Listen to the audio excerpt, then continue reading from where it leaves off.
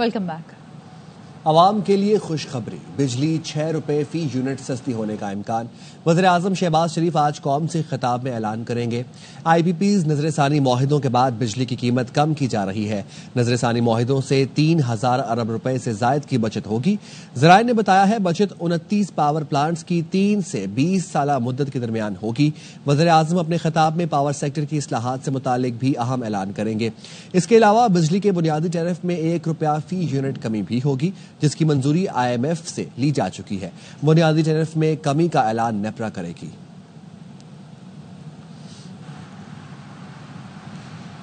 وزیر اعظم شہباز شریف آج قوم سے خطاب میں خوشخبری سنائیں گے۔ وزیر دفاع خواجہ آصف نے سوشل میڈیا پلیٹ فارم پر پیغام میں کہا کہ وزیر اعظم کا خطاب 2022 سے اب تک کی محنت کا ثمر اور اللہ کے کرم کا نتیجہ ہوگا۔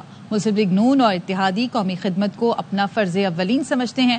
انشاءاللہ تعمیر و ترقی اور معاشی بحالی کا یہ سفر جاری رہے گا۔ تاجر رہنما ایس ایم تنویر کہتے ہیں امید ہے وزیر اعظم بجلی کی قیمت میں 7 سے 8 روپے کمی کا اعلان کریں گے۔ اگر بجلی کی قیمت میں نمایاں کمی ہوئی تو اس سے ملک میں صنعتی دور شروع ہوگا۔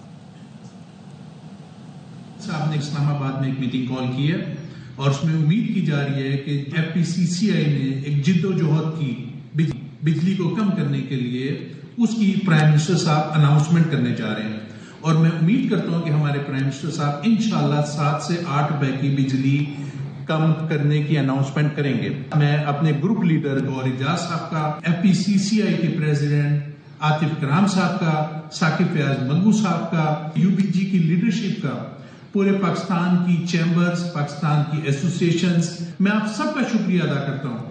اگر یہ اناؤنسمنٹ ہو گئی تو یہ سب کریڈٹ آپ سب کو جائے گا۔ میں امید کرتا ہوں کہ اس کے بعد ہمارے ملک میں انڈسٹریشن کا دور شروع ہو جائے گا۔ امریکہ نے ٹیرف جنگ کو دنیا بھر میں پھیلا دیا۔ یورپی یونین سمیت 100 ملکوں پر بھاری ٹیکس عائد کر دی۔ پاکستان سمیت 25 ملکوں پر جوابی ٹیرف لگایا۔ امریکی صدر ڈونلڈ ٹرمپ نے وائٹ ہاؤس سے خطاب میں کہا کہ آج امریکہ کی اقتصادی آزادی کا دن ہے۔ اتحادی 30 سال سے مراد لیتے رہے، جو ممالک امریکی مصنوعات پر ٹیرف لگاتے ہیں انہیں جواب دیا جائے گا۔ پاکستان پر 29% جوابی ٹیرف لگانے کا اعلان کرتے ہوئے کہا کہ پاکستان ہم سے 58% ٹیرف چارج کرتا ہے۔ Liberation Day, very upsetting when you read it, when you see what people have been doing to us for 30 years. But those days are over. بین الاقوامی تجارتی نظام پر ایٹم بم گر گیا۔ امریکی صدر کا 100 ممالک پر ٹیرف کا اعلان، 60 ممالک کو زیادہ درآمدی ٹیکس کا سامنا، جوابی ٹیرف کے ایگزیکٹو آرڈرز پر بھی دستخط۔ Other nations got rich and powerful at our expense. But now it's our turn. صدر ٹرمپ نے 26 ملکوں پر جوابی ٹیرف لگانے کا اعلان کیا۔ پاکستان پر 29% جوابی ٹیرف عائد کر دیا۔ کہا پاکستان ہم سے 58% ٹیرف چارج کرتا ہے۔ Pakistan 58%. India charges 70%. Sri Lanka 88%. China, first row. China 67%. So we're going to be charging 34%. United Kingdom 10%. And we'll go 10%. European Union 39%. We're going to charge them 20%. Vietnam charges 90%. We're going to charge them 46% tariff. Japan 46%, charging them 24%. South Africa 60%, 30%. Bharat پر 26، چین 34، یورپی union پر 20% tariff عائد کر دیا۔ بنگلہ دیش پر 47، Japan 24، اسرائیل 17 اور برطانیہ کو 10% tariff ادا کرنا ہوگا۔ سعودی عرب، قطر اور افغانستان پر 10% ٹیرف عائد کیا گیا۔ ویتنام 46، تائیوان 32، جنوبی کوریا 25، کمبوڈیا 49، جنوبی افریقہ 30، انڈونیشیا 32، جبکہ برازیل اور سنگاپور پر 10% ٹیرف لگانے کا اعلان کیا۔ امریکہ ہر قسم کی درآمدات پر 10% ٹیکس اور غیر ملکی ساختہ گاڑیوں پر 25% اضافی ٹیکس وصول کرے گا۔ صدر ٹرمپ نے کہا کہ اگر کوئی ملک چاہتا ہے کہ ٹیرف صفر کر دیا جائے تو پھر اپنی مصنوعات امریکہ میں تیار کرے۔ امریکہ نے تجارتی جنگ چھیڑ دی، جواب دیا جائے گا۔ یورپ سمیت دنیا بھر کے ملکوں نے شدید رد عمل کا اظہار کیا ہے۔ چین نے امریکی اقدام کو بلیک میلنگ قرار دیا۔ آسٹریلی وزیر اعظم نے امریکہ کے دوست ہونے پر ہی سوال اٹھا دیا۔ جاپان نے امریکہ میں سب سے زیادہ سرمایہ کاری کے باوجود ٹیرف پر حیرانی کا اظہار کیا۔ میکسیکو نے جامع پروگرام لانے کا اعلان کر دیا۔ امریکی ٹیرف کو تجارتی جنگ قرار دے دیا۔ برطانوی وزیر تجارت کا کہنا ہے امریکی ٹیرف کے باوجود واشنگٹن سے اقتصادی معاہدے کے لیے پرعزم ہے۔ امریکی ٹیرف پر بین الاقوامی سطح پر سخت رد عمل سامنے آ رہا ہے۔ چین نے اسے بلیک میلنگ قرار دیا، جوابی اقدام کا عزم ظاہر کیا۔ چینی وزارت خارجہ کا کہنا ہے اس سے بین الاقوامی تجارت، اقتصادی ترقی اور ترسیلات کو خطرہ ہوگا۔ یورپین کمیشن کی صدر نے امریکی ٹیرف کو بین الاقوامی معیشت پر بڑا حملہ قرار دیا۔ یورپی یونین نے جوابی اقدامات کا اعلان کرتے ہوئے کہا اگر مذاکرات ناکام ہوئے تو مزید جوابی اقدامات اٹھائے جائیں گے۔ اطالوی اور آئرش وزراء اعظم نے کہا امریکی ٹیرف غلط ہے، اس کا مناسب جواب دینا چاہیے۔ ہسپانی وزیر اعظم مائیکل مارٹن نے کہا اس سے کسی کو فائدہ نہیں ہوگا۔ آسٹریلوی وزیر اعظم اینتھونی نے بھی شدید ناراضی کا اظہار کرتے ہوئے کہا یہ کسی دوست کا کام نہیں۔ جرمن کیمیکل انڈسٹری نے افسوس کا اظہار کیا۔ کینیڈین وزیر اعظم نے کہا صدر ٹرمپ کے اقدامات سے بین الاقوامی تجارت پر منفی اثرات پڑیں گے۔ جاپانی وزیر اعظم نے کہا امریکہ میں سب سے زیادہ سرمایہ کاری کے باوجود ٹوکیو پر ٹیرف سے حیرانی ہوئی۔ جاپانی وزیر تجارت یوجی موٹو نے کہا امریکہ سے کہیں گے جاپان کو ٹیرف سے مستثنا کرے۔ ملائیشیا، تائیوان اور جنوبی کوریا نے بھی امریکی ٹیرف پر شدید رد عمل کا اظہار کیا۔ میکسیکن صدر نے امریکی ٹیرف کے جواب میں جامع پروگرام لانے کا اعلان کیا۔ ٹیرف پر جوابی ٹیرف لگانے والوں کو امریکہ نے خبردار کر دیا۔ امریکی وزیر خزانہ اسکاٹ بیسنٹ نے دنیا کو خبردار کرتے ہوئے کہا کہ ٹیرف عائد کیے جانے کے خلاف ممالک انتقامی کارروائی سے گریز کریں۔ امریکی وزیر خزانہ نے مزید کہا میرا ہر ملک کو مشورہ ہے جوابی کارروائی نہ کریں کیونکہ امریکی ٹیرف کے خلاف جوابی کارروائی سے کشیدگی بڑھے گی۔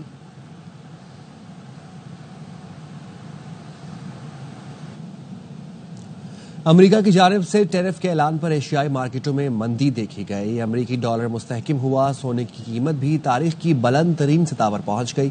جاپان کا نکئی انڈیکس 3.2% گر گیا۔ چین کے شنگھائی انڈیکس میں 0.66% اور جنوبی کوریا کا سی پی انڈیکس 0.84 جبکہ کوسٹاک انڈیکس میں 0.27% کمی ہوئی۔ آسٹریلیا کے انڈیکس 0.94% نیچے آئے۔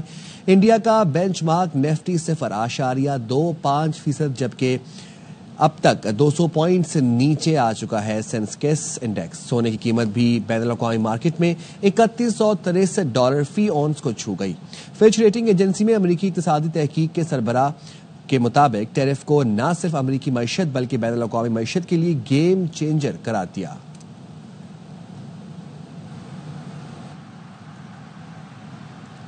ماہر معاشیات عابد سلیحری کہتے ہیں امریکی ٹیرف آزاد تجارت کے لیے انتقامی کارروائی ہے۔ پاکستانی ایکسپورٹر مرزا اختیار بیگ نے کہا کہ ہم تو ایف ٹی اے کی بات کر رہے تھے مگر انہوں نے تو سب کچھ ختم کر دیا۔ دیکھنا ہوگا کیا جی ایس پی پلس کے تحت دی گئی مراد برقرار رہیں گی یا 29% میں شامل ہوں گی۔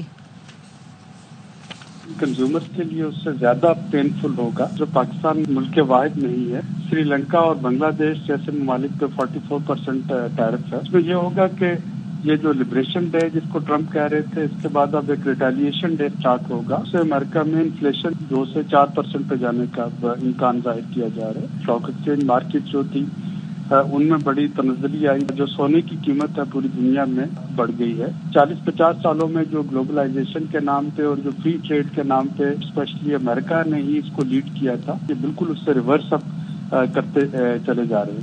دنیا جو ہے وہ ایک ٹریڈ ریسیٹ موڈ میں جائے گی۔ لبریشن ڈے کہا ہے انہوں نے کہ یہ تجارت میں ان کی آزادی کا دن ہے، جبکہ پوری دنیا اس کو کہہ رہی ہے گلوبل ٹریڈ وار کی طرف امریکہ بڑھ رہا ہے۔ ہم تو ان سے بات کر رہے تھے ایف ٹی اے کی، پرٹیکولرلی ٹیکسٹائل کی۔ ہوم ٹیکسٹائل ہمیں نیٹ ویئر کی سب سے بڑی مارکیٹ تھی۔ ہمیں اپنی ٹیکسٹائل کو زیادہ مقابلتی بنانا پڑے گا۔ انہوں نے ہمیں جی ایس پی پلس دیا تھا جیسے یورپ کے ساتھ ہے۔ اب دیکھنا ہے کہ کیا وہ جی ایس پی پلس اسٹیٹس بھی اس نے برقرار رکھی، ختم کر کے وہ 28% کے زمرے میں آ گئے۔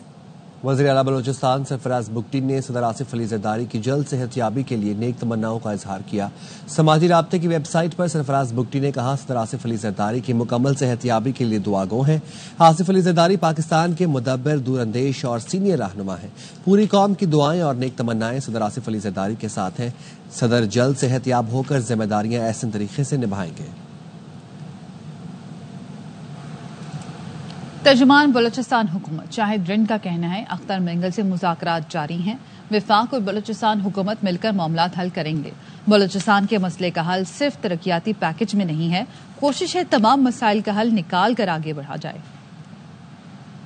مینگل کے ساتھ ایک نیگوسیشنز کا فیس چل رہا ہے، تو وہ جب تک کمپلیٹ نہیں ہوتا وی ہیو ٹو ویٹ کے ساتھ ساتھ جو ریکوائرمنٹس بلوچستان میں لا اینڈ آرڈر کے حوالے سے، ڈیولپمنٹ کے حوالے سے، ہمیں فیڈرل گورنمنٹ سے، پرائم منسٹر سے بھی چیف منسٹر کی ملاقات ہوئی ہے، تو جو بھی چیزیں ہیں وفاقی اور صوبائی حکومتیں مل کر اسے ریزالو کریں۔ بلوچستان کا مسئلہ صرف پیکج کا نہیں ہے، دو طرح کی جو اسٹیپس ہیں وہ لینے کی ضرورت ہے، ایک کائنیٹک ڈومین میں اور ایک نان کائنیٹک ڈومین میں لازمی سی بات ہے وہ ڈیولپمنٹ کا کام آتا ہے، اور جو کائنیٹک ڈومین ہے جس میں دہشت گردوں کے خلاف کارروائیاں ہیں، that is the responsibility of armed forces, اور پہلی مرتبہ صوبائی حکومت یہ کوشش کر رہی ہے کہ کائنیٹک اور نان کائنیٹک ڈومین کا جو پہیہ ہے اس سے ایک ساتھ چلایا جائے تاکہ گاڑی جو ہے وہ آگے بڑھ سکے۔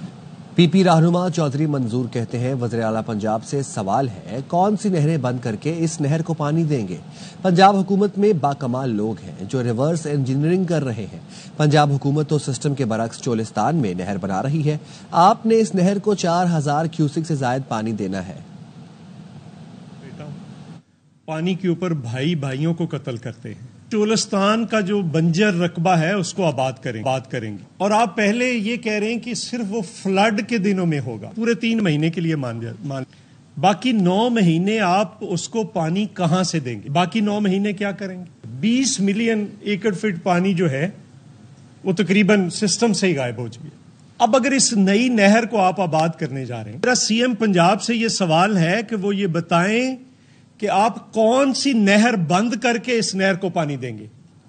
آپ نے 4000 کیوسک سے اوپر پانی دینا ہے اس نہر کو، تو کہاں سے کاٹ کر دیں گے؟ اس کا 40 to 50% تک پانی ضائع ہونے کا خطرہ ہے۔ کسی طریقے سے یہ فیزیبل نہیں ہے۔ آپ کارپوریٹ فارمنگ کو فروغ دینے کے لیے آپ چھوٹے ذمہ داروں کا، چھوٹے کسانوں کا قتل کرنے لگے۔ جہاں کا پانی کاٹیں گے وہاں پہ ہم وہاں کے کسانوں کے ساتھ کھڑے ہوں گے۔ آپ کیا کرنا چاہ رہے ہیں کہ جو آباد زمینیں ان کو بنجر کرنے لگے ہیں، اور جو بنجر زمینیں وہاں پہ وہ پتہ نہیں آباد ہونی ہے کہ نہیں ہونی، اس کے لیے آپ جو ہے وہ تباہی کرنا چاہتے ہیں۔ لاہور کے علاقے عزیز کالونی میں 23 سالہ خاتون کا قتل، ایس پی کا کہنا ہے خاتون کو نامعلوم ملزمان نے فائرنگ کر کے قتل کیا۔ احمد کھوکر ہمارے ساتھ موجود ہیں، اس حوالے سے ہمیں اپڈیٹ کریں گے۔ جی احمد۔ جی بالکل، یہ پولیس کے مطابق نامعلوم افراد نے 23 سالہ لڑکی کو گولی مار کر قتل کر دی ہے، اور مقتولہ کی شناخت جو ہے وہ 23 سالہ عائشہ حبیب کے نام سے ہوئی ہے۔ پولیس کے مطابق مقتولہ 23 سالہ عائشہ کی جو ہے وہ آج بارات تھی۔ فرانسک ٹیم نے موقع پر شواہد جمع کر لی ہیں، اور ایس پی صدر غیور احمد کے مطابق واقعی کے مختلف پہلوؤں سے جو ہے وہ تحقیقات بھی شروع کر دی گئی ہیں، جبکہ جو علاقے میں CCTV فوٹیج ہیں ان کی بھی مدد سے جو ہے ملزمان کا سراغ لگایا جا رہا ہے، جبکہ پولیس نے پوسٹ مارٹم کے لیے لاش کو جناح ہسپتال کے مردہ خانے منتقل کر دیا ہے۔ بہت شکریہ احمد اپڈیٹ کرنے کے لیے۔ سندھ میں ڈاکو بے لگام ہیں۔ کشمیر میں ڈاکوؤں نے کسٹم چیک پوسٹ پر حملہ کر کے کسٹم انسپکٹر سمیت 4 افراد کو گرفتار کر لیا۔ پولیس نے بتایا کسٹم انسپکٹر راشد سومرو سمیت 4 افراد کو کچے لے جایا گیا۔ ڈکیت گینگ نے مخفی اہلکاروں کی ویڈیو سوشل میڈیا پر وائرل کر دی۔ ویڈیو میں پولیس آپریشن میں گرفتار رشتہ داروں اور سہولت کاروں کی رہائی کا مطالبہ کیا گیا۔ ایس ایس پی زبیر نذیر شیخ کے مطابق پولیس اور قانون نافذ کرنے والے اداروں کی نفری کچے کی طرف روانہ کر دی گئی ہے۔ مخفی اہلکاروں کی بازیابی کے لیے ہر ممکن کوشش کر رہے ہیں۔ ادھر جیکب آباد میں ڈاکو نے کھیتوں میں چوکیداری کرنے والے باپ بیٹے کو مبینہ اغوا کر لیا۔ مخفیوں میں عبدالحکیم اور بیٹا نذیر احمد شامل ہیں۔ اغوا کی واردات اے سیکشن تھانے کی حدود گاؤں عمر کوہی میں کے قریب پیش آئی۔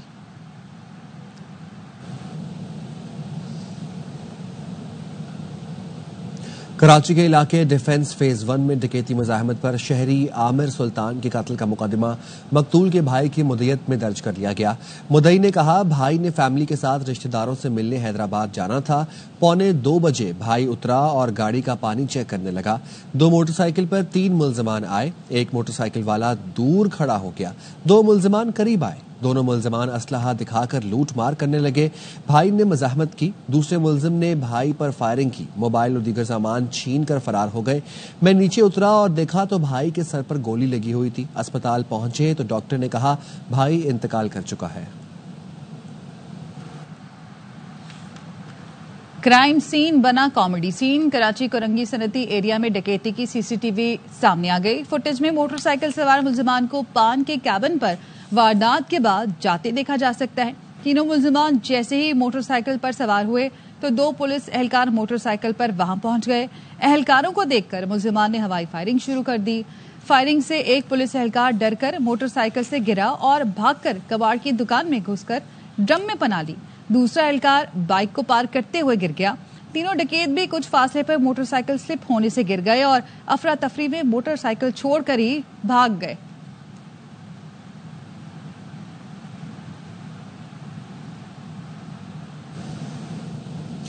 कराची की गुलशन इकबाल पुलिस ने शॉर्ट टर्म किडनैपिंग में मुलविस 2 मुलजिमान को गिरफ्तार कर लिया। गिरफ्तार मुलजिमान में बिलावल खिलजी और वकास शामिल हैं। नजीर शाह हमारे साथ मौजूद हैं, इस हवाले से हमें अपडेट करेंगे। जी नजीर, बताइएगा।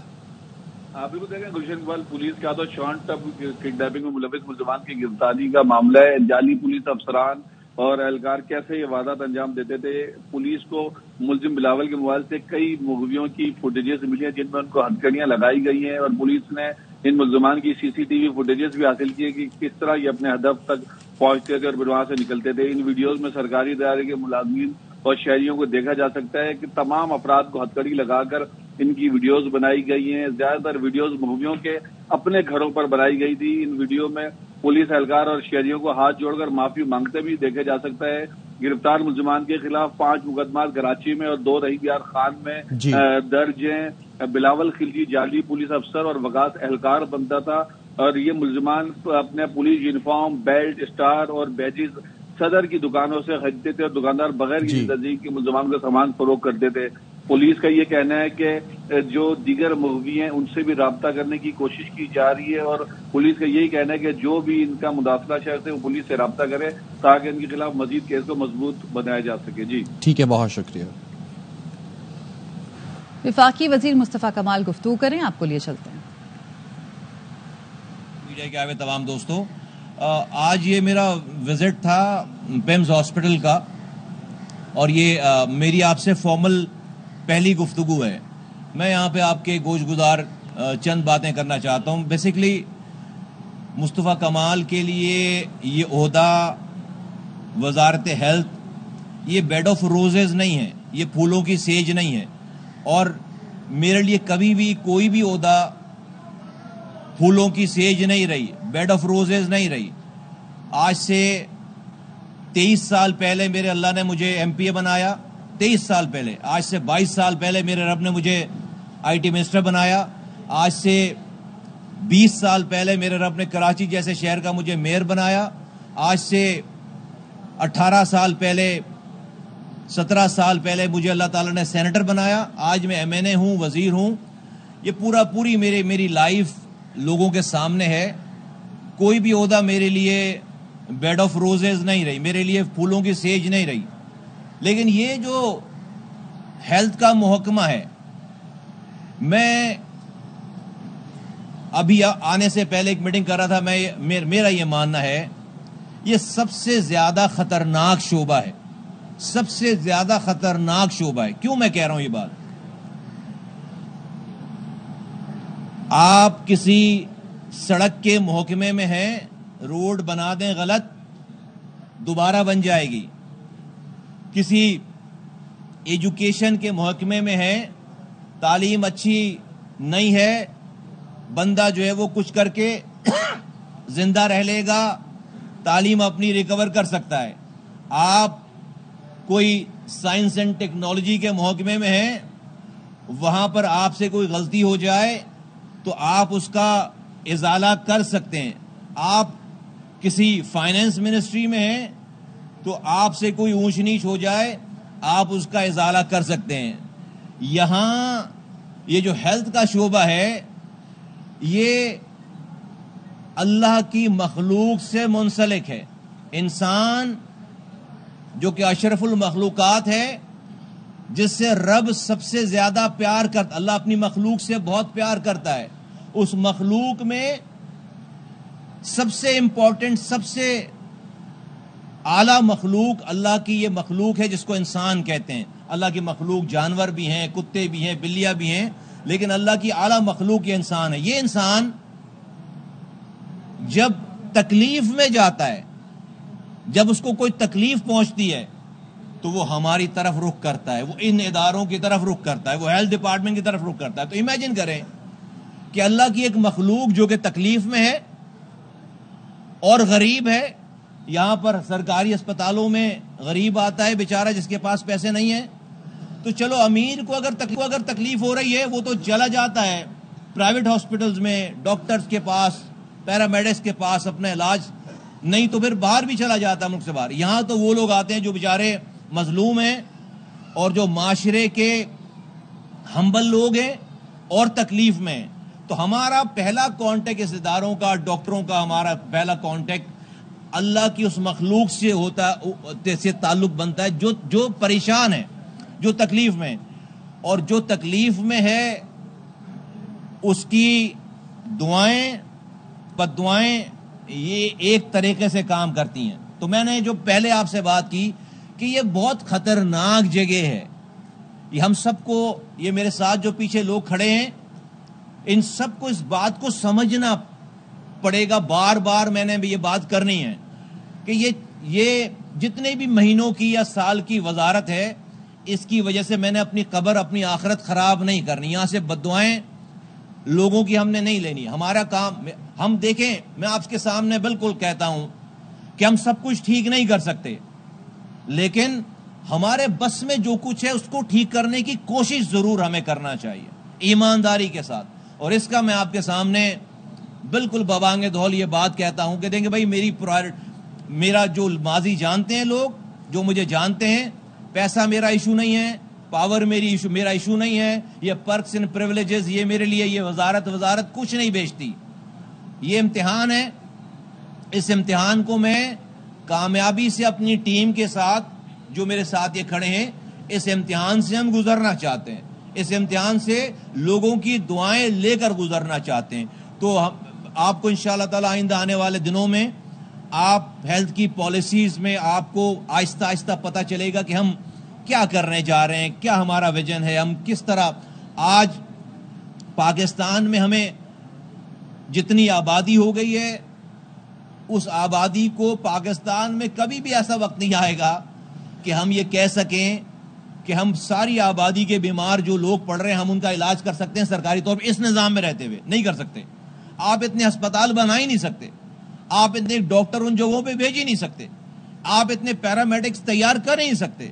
تو ہمیں کیا کرنا چاہیے, ہمیں آج کی جدت, آج کی جو جدید دنیا ہے اس کے ایگزامپلس کو سامنے, کہ اب یہ ٹرشری کیئر ہاسپٹل ہے, یہاں پر 70% وہ لوگ آتے ہیں جن کو اس ہسپتال میں آنا نہیں چاہیے, جن کو کوئی ڈاکٹر اگر ویڈیو کال پر اس کو دیکھ لے اگر, تو وہ اس کی دوا اور اس کا علاج بتا سکتا ہے, اس کو یہاں آنے کی ضرورت نہیں ہے. لیکن وہ یہاں پر چونکہ آ رہے ہیں, ان کو پتہ نہیں ہے, چونکہ بیسک ہیلتھ یونٹس ہمارے موجود نہیں ہیں, تو اس وجہ سے سارے وہ لوگ 70% وہ لوگ جن کو اس ٹرشری کیئر ہاسپٹل میں نہیں آنا چاہیے وہ یہاں پر آ رہے ہیں. اور اس کا نتیجہ یہ ہو رہا ہے کہ جن لوگوں کو, جو ایمرجنسی میں لوگ آ رہے ہیں, جس کو اس ٹرشری کیئر کی ضرورت ہے, کسی کا سر پھٹا ہے, کسی کو کوئی ایکسیڈنٹ ہو گیا ہے, کوئی ہارٹ اٹیک میں آیا ہے, اس کے لیے پھر جگہ نہیں بچتی یہاں پر. تو ہمیں ہسپتالوں کے رش کو کم کرنا ہے. وہ لوگ جن کو اس طرح کے ہاسپٹل میں آنے کی ضرورت نہیں ہے, ہمیں ان کو ان کی ڈور اسٹیپ پہ انشاءاللہ تعالی ٹیکنالوجی کے ذریعے دوا اور ڈاکٹر انشاءاللہ تعالی پرووائڈ کریں گے. یہ بھی بڑی ڈیٹیل کی بات ہے, میں آپ سے یہاں پر چونکہ اسپیمس کے حوالے سے یہاں پر آیا ہوں وزٹ کرنے. انشاءاللہ تعالی پرائم منسٹر صاحب نے بہت جلدی یہاں پر کچھ انوگریشنز کرنی ہے. 2.1 ارب روپے کی لاگت سے پاکستان کا state of the art 7 operation theatres ہم نے بنائے ہیں, یہاں پر پیمس ہاسپٹل نے بنائے ہیں, اور وہ اس وقت پاکستان کے کسی بھی پرائیویٹ یا دنیا کے کسی بھی پرائیویٹ ہاسپٹل میں جو جدید آپریشن تھیٹر کی سہولیات میسر ہو سکتی ہیں وہ الحمدللہ اس پیمس ہاسپٹل کے یہ 7 آپریشن تھیٹرز میں الحمدللہ موجود ہیں. اسٹیٹ آف دی بغیر 1 روپے خرچ کیے لوگوں کا یہاں پر علاج ہو رہا ہے. میں آپ کے سامنے یہ بھی کہنا چاہتا ہوں کہ یہ جو ہماری فیڈرل ہیلتھ منسٹری, اس کے انڈر میں ہاسپٹلز نہیں آتے, صرف اسلام آباد کے چند ہاسپٹلز ہیں. یہ ہمارا فیس ہونا چاہیے, آئیڈیل سچویشن نہیں ہے. میں آپ کو کہہ رہا ہوں آئیڈیل سچویشن نہیں ہے, ہمیں اس سے بہت زیادہ امپروومنٹ کی گنجائش ہے, ضرورت ہے. آئندہ آنے والے دنوں میں انشاءاللہ تعالی آپ کو آہستہ آہستہ چیزوں کو, آپ کو یہ کوشش ہوتی ہوئی نظر آئے گی کہ ہم چیزوں کو بہتر کریں. ہمارے پاس بہت اچھی ٹیم ہے ماشاءاللہ سے, اور نالجبل لوگ ہیں. بہت زیادہ ان کا ایکسپیرینس ہے, اچھا کام کر رہے ہیں. میری ہمبل سی جو بھی کیپیسٹی ہے, میں ان کے ساتھ مل کر ایز اے ٹیم ممبر انشاءاللہ تعالی ہم ہر وہ کام کریں گے جس سے یہاں پر آنے والے غریب جو کہ انڈر پریولیج لوگ ہیں, جو یہاں پر تکلیف میں آ رہے ہیں, ہم ان کی تکلیف کو کم کر سکیں اور ختم کر سکیں انشاءاللہ تعالی. تو آپ لوگوں کا بہت شکریہ, آپ ایک بہت شارٹ نوٹس پہ جو یہاں پر ہماری ریکویسٹ پہ یہاں پر آئے. انشاءاللہ تعالی آئندہ آنے والے دنوں میں آپ کو مزید زحمت دیں گے اور یہ سلسلہ جاری رہے گا. آپ نے جس طرح ذکر کیا فلمز کا, تو فلمز میں آخری بار یہ کہا گیا تھا کہ کچھ میں دینے جا رہے ہیں, اس پہ کوئی ورکنگ جاری ہے. دوسرا